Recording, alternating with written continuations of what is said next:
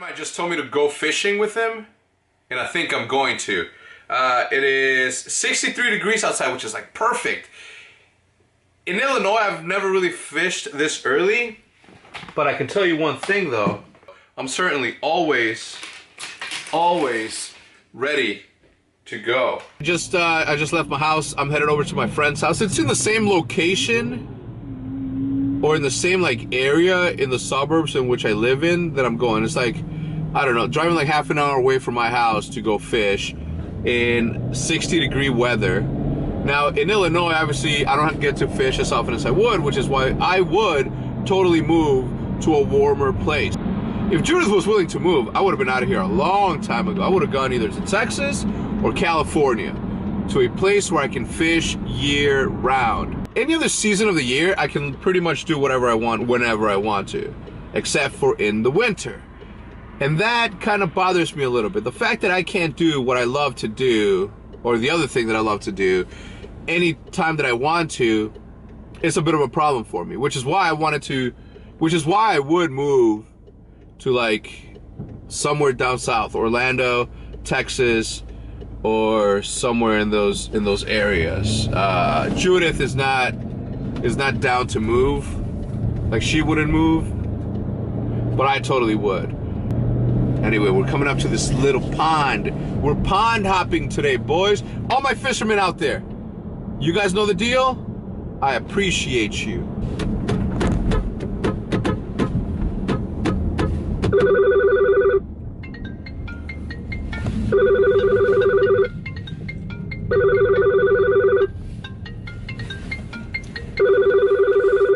Not picking that up. It's a business call. But right now, I am in the business of catching fish, goddammit. No. Alright, I don't know if you guys can see, but that guy right there, that's one of my good buddies. I don't know if you guys can hear me, but it's super windy, so obviously you guys, you may not be able to hear me, but that's my buddy over there. Out of nowhere, he says I'm going fishing, and I looked at my watch, and it said that it was like 60 degrees out, so I'm like, I'm going fishing too.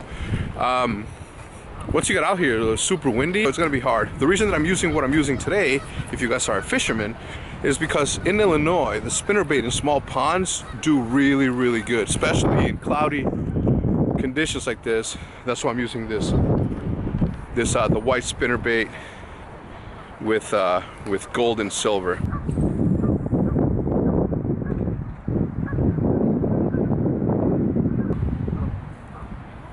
You guys can see it, but like right there's like a orange. Yo, let's try to get. All right, so I just spent about the last half hour in this little area right here because we saw like mad movement. I mean, we see the shadows. Like they're teasing us. Obviously, it's too cold still for them to react. Maybe, I don't know, but that's why it's called fishing and not catching. All right, that's gonna do it for this lake. There was really nothing to be caught. I mean, I knew it was way too early to be out here anyway, but you just never know. You never, ever know until you give it a shot. I'm gonna go home now. I'm gonna get something to eat. I'm gonna go change, maybe take a shower, and then head over to the optic house. Disappointed, but a bad day of fishing is better than no day of fishing. All right, 5:01 in the afternoon, just got home, just took a shower. I had to get the smell of outside. You guys know what it smells like, how you smell when you've been outside the entire time. Wishful thinking, I thought that I was gonna get out there and that it would be late enough in the season where, you know, the ice is thawing out, so maybe there was a hungry fish out there. So I'm content. I'm happy with the fact that I did that. I got a chance to hang out with my friend. I haven't seen him in like 3 weeks. I've known that kid, holy fuck. I've known that dude since high school. So I went out there, I fished for a little bit and did that. You know, for me, and I've talked about this several times before in like commentaries, but since I haven't done a commentary in over 3 years, kidding, in over a year, I figured, you know what, I'll talk about it a little bit. In the time that I've been doing optic, in the time that I've been working at optic and working for optic and working for myself and working with and alongside my friends, I've learned a valuable lesson, right? That if you focus on things that you love, and I know that not everybody is in the lucky and blessed position that I'm in to do it, but if you like the things that you do, you're never gonna have a bad time doing it. So you know, in doing this video game stuff, like it's only opened up the door to do more things that I love. In this case, fishing is one of them, which is why I started my clothing apparel for fishing called Bashers. Right now it's a little bit of an off season. We sold out twice of Basher stuff, which is like amazing, because that only means that a lot of the people that follow me are also fishermen, or are into fishing, or have people in their lives that are fishermen.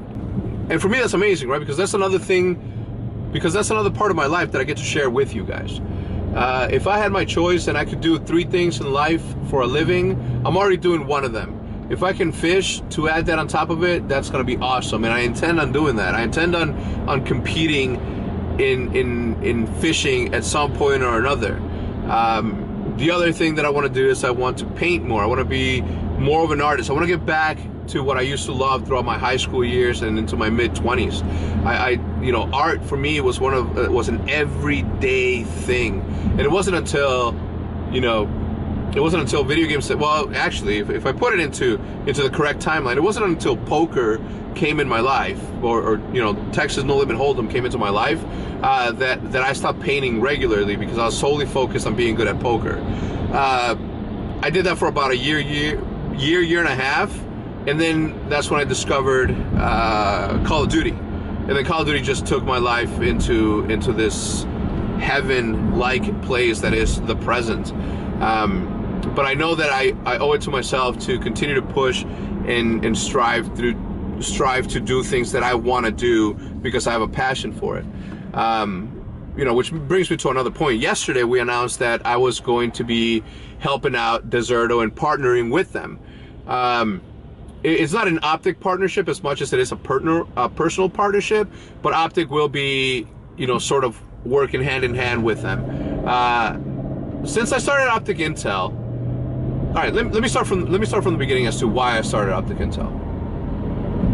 In Call of Duty, as young of an esport as it was in the past, or in the previous years, you had to do everything on your own if you wanted to make something happen.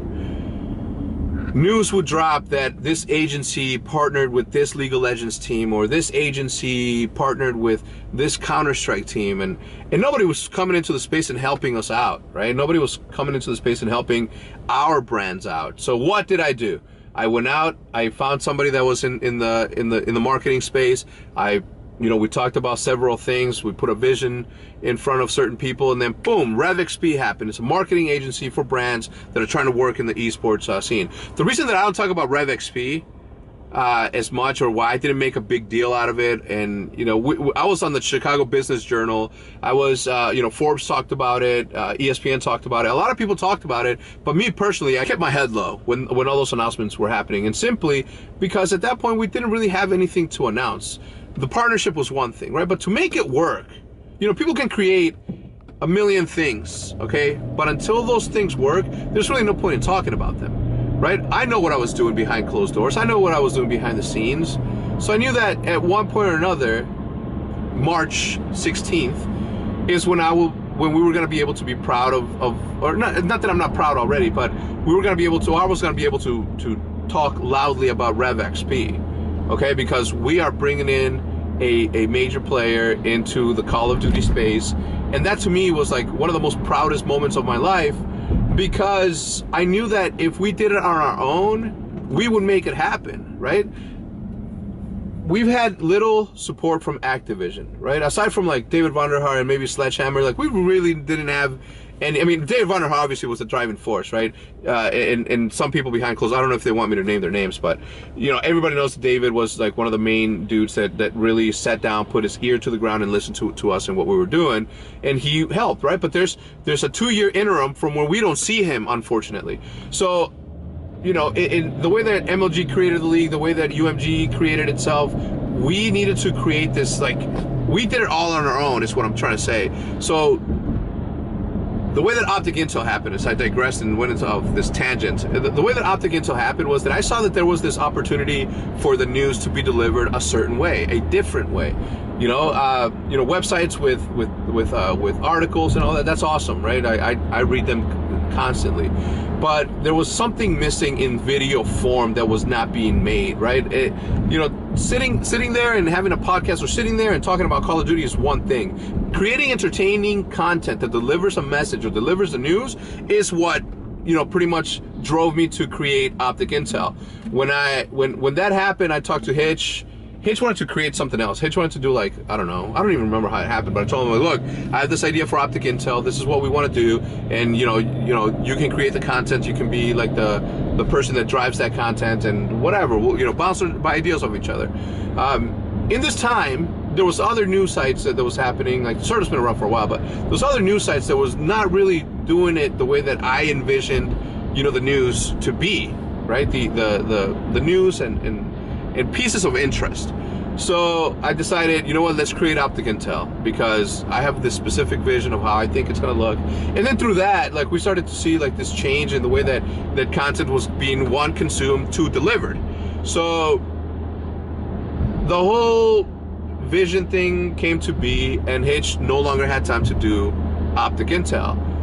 And then I've always been really good friends with the guys at Deserto. I hang out with them at events, during the events and post the events. We go to the bar together, we drink, we eat together. So, I enjoy their company. I don't work with people that I don't get along with. What's the point in being in the position that I'm in if I just have to work with people that I don't like, right? Luckily, they're good dudes. They've been around for a very long time, and Deserto as a brand has always been around, right? They were instrumental in creating a scene, a stable ecosystem, if you may, in Europe. The fact that they did that, the fact that they were good people, the fact that I enjoy being around them, and lastly, the fact that they're funny. I've been watching their podcast since they started it, right? I've gone out of my way to create videos with them because I just think they're one of the funniest dudes in the industry that nobody knows about. So I'm constantly telling them, you guys are pushing Deserto the wrong way. You guys are pushing Deserto as a site when you guys should be pushing you three, Chris, Mike, and Josh. Those three should be Deserto, right? And whether they listen to me or not, I'm coming on board to be, a partner / advisor in the thing, in Deserto. But I've always saw them as the drivers of the name, right? I believe in that because I don't know. I'm entertained by them. Therefore, I put a little bit more faith into what I think that they can deliver if they concentrate certain parts in their efforts. And I've been pushing that for the longest time. And we got to talking, and I said, I'm like, look, Optic Intel is not doing anything. I still believe that there's a need for video content to be delivered a certain way when it comes to news and stuff about Call of Duty. And Call of Duty is just a part of it. Obviously, at Deserto we cover more than just, that's the first time I say we, but at Deserto we cover more than just Call of Duty. We do, League of Legends, Counter-Strike, etc. But content is king, is what I'm trying to say. And I think that these guys have a really good head on their shoulders to where they can deliver something. They're funny as fuck. Anyway, headed to the Optic House. I hope that you guys understand the whole Deserto thing. It's nothing but good things. I'm excited about the project. I was gonna just edit my monologue from yesterday, but the microphone didn't pick up any audio. Or it broke audio. It sucks. Sucks as fuck. I know. Yo, so Seth is downstairs, 100%? The script? No, what? You didn't hear the script for, No, what is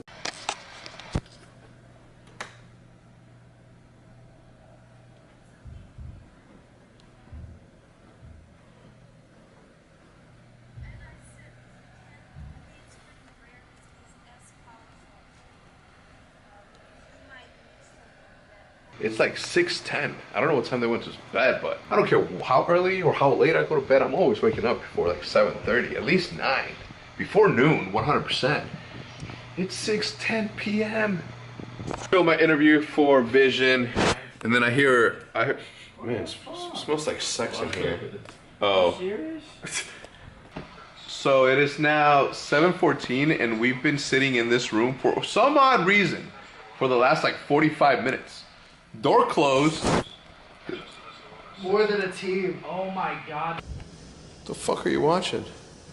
I don't know. Raining like a monsoon outside, but I need to get some berries for tomorrow's shake. Unfortunately, GNC is closed, so I can't get a new shaker cup. I have the shaker cups. What I don't have is the little ball in the middle. So I'm gonna see if Mariano's has it, and then I gotta go 10 minutes or 15 minutes the other way. Let's get it. Oh my god. Oh, it's fucking.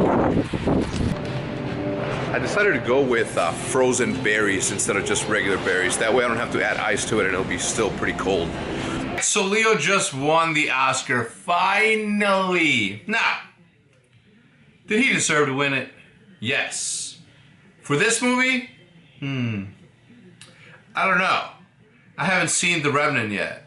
The reason I haven't is because I'm saving it for a travel day. So when it comes out on video, I can watch it on my way to go somewhere. So it's the fastest way to travel. When you immerse yourself in a movie or in a show, best way to travel. Sleeping, sure, but watching shows and watching movies is always the easiest way to travel. Alright, that's gonna do it for me tonight though, guys. So I hope that you guys enjoyed this video. If you guys did, please remember to leave a like, which is the equivalent of a YouTube Oscar. Just like this bottle of water that I've been drinking. It's the second one today. Health grind continues tomorrow. But that's gonna do it for me tonight, guys. If you guys enjoyed the video, please remember to leave without leaving a like. Until next time, as always, this has been Up to HECZ. I'm out. What can I say? I love to fucking party and I crashed that shit. I didn't mean to, but like I said. Alright, so when I told you that 3 times before that, yo, chill. Yo, chill. One, I know that this is the first time you've ever used a drone. Time out. Time out. Time out. Okay. First and foremost, it was a windy day. It was windy. Did I crash it? You're a pro at this. This is my second day using it. I just wasn't, you know, doing it full, like, I wasn't going full on with it. Fine, you had a full 46 hours beforehand to practice, No, which I didn't. 2 hours, if that. Maybe 10 minutes, if anything. Okay. Okay, it wasn't like, I just